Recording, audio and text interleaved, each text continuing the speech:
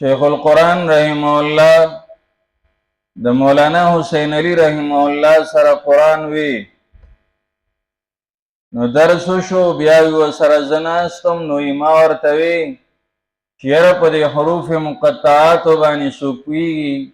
دا سورتونو په اول کې چې دا حروف راځي وی ماته چاو شاه ولی الله رحمه الله په باندې پویدو وی ما ته وی چې خو د پخوانی خبرې دی اوس دور کې خبره کومه اوس دور کې په باندې سوقويږي او کنه وی یو سات چپو ماته نبیا تاسو کو وی ماته چې او ز په باندې پویګم وی ما ورته چې ماته بیان کنه وی چې بیانول نشم ویلي وی ما ورته چې دا څنګه کار دې ته په باندې په خپل پویګي او بیان نشي کولای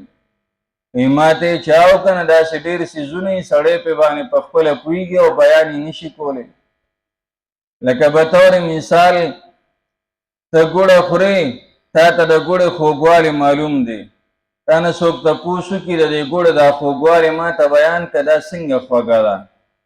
خواږه خو چیني هم دي خوږ هم دی خوږ کیله هم ده او خوږه ګوړه هم ده